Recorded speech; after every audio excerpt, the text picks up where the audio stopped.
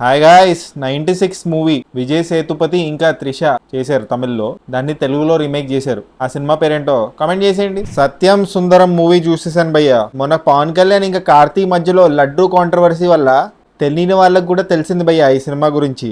So ఇంతకీ cinema ఎలా ఉంది? ఈ సినిమా కార్తీ సినిమానే కాదు, కార్తీ ఇంకా అరవింద స్వామి సినిమా. వీళ్ళిద్దరిలో సత్యం ఎవరు, సుందరం ఎవరు, వీళ్ళిద్దరికి లింక్ ఏంటి సినిమా చూసే తెలుసుకోవాలి. సినిమా క్లైమాక్స్ దాకా కూడా ఆడియన్స్ కి తెలియదు భయ్యా. ఈ సినిమాలో ఒక సాంగ్ ఉంటుంది భయ్యా. ఆ సాంగ్ లిరిక్స్ వచ్చేసి ఎవరో ఇతనెవరో ఏం వరసో. ఇదే భయ్యా ఈ cinema story. Karthi and Aravind Swamy performances super భయ్యా. వాళ్ళ క్యారెక్టర్స్ కి 1000% న్యాయం చేశారు. కార్తీ లాంటి మెయిన్ స్ట్రీమ్ హీరో ఇలాంటి క్యారెక్టర్, ఇలాంటి రోల్ ని యాక్సెప్ట్ చేయడం చాలా గొప్ప విషయం. ఆయన క్యారెక్టర్ లో పిచ్చ ఫన్ ఉంటుంది భయ్యా, ఎప్పుడు నవ్వుతూనే ఉంటారు.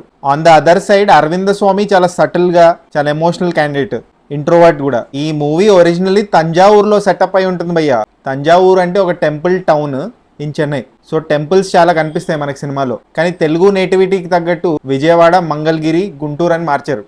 సినిమాటోగ్రఫీ అయితే బ్యూటిఫుల్ ఉంది భయ్యా. ఆ లొకేషన్స్, ఆ టెంపుల్స్, నిజంగా మనము ఆ ప్లేస్కి వెళ్ళిపోయిన ఫీలింగ్ క్రియేట్ అవుతుంది ఆ సినిమాటోగ్రఫీ వల్ల. నెగటివ్స్ ఏంటంటే చాలా లెందీ కాన్వర్జేషన్స్ ఉంటాయి భయ్యా ఈ సినిమాలో. అండ్ సినిమా లెంత్ వచ్చేసి అప్రాక్సిమేట్లీ 3 hours.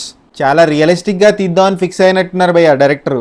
అసలు ఎక్కడా సినిమా లాగా ఫీల్ అవ్వకుండా కళ్ళ ముందే జరుగుతున్నట్టు ఫీల్ అవ్వాలని ఇలా తీసినట్టున్నారు. యాక్చువల్లీ 96 మూవీ కూడా అలానే ఉంటుంది. ఈ మూవీ డైరెక్టర్ 96 మూవీ తీశారు ఇంతకు ముందు. నాకైతే కొంచెం డ్రాగ్ చేసినట్టు అనిపించింది భయ్యా సినిమా. ఇన్ఫాక్ట్ ఇంటర్వెల్ లో ఒక 4 వెళ్ళిపోయారు భయ్యా.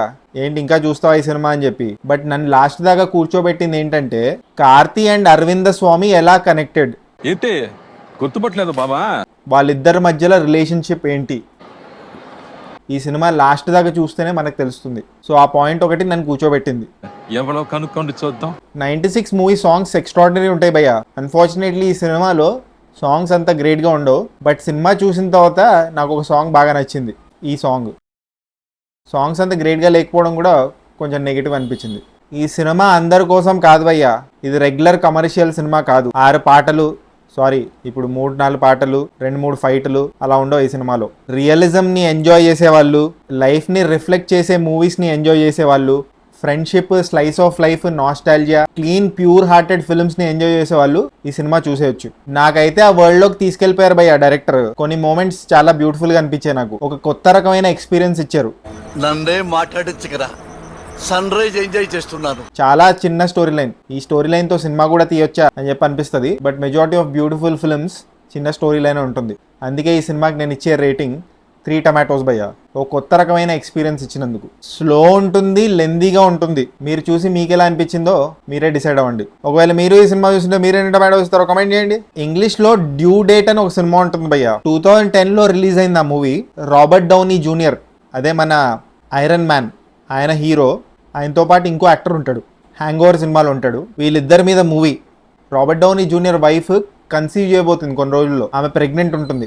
సో ఆమెను చూడడానికి రాబర్ట్ డౌనీ జూనియర్ వెళ్తాడనమాట కార్లో. సో ఆన్ ద వే ఒకడు పరిచయం అవుతాడు. సో ఆయనతో పరిచయం అయిన తర్వాత ఏమవుతుంది, ఆయన లైఫ్ ఎలా టర్న్ అవుతుంది అనేది ఒక కామెడీ మూవీ. చూడండి, ప్రైమ్ వీడియోలో ఉంది భయ్యా ఈ సినిమా. ఇంకా హిందీలో అతిథి తుమ్ కబ్ జావోగే అని ఒక మూవీ ఉంది. యాక్చువల్లీ పరేష్ రావల్ గారు ఉంటారు, ఆయన మీద మూవీ.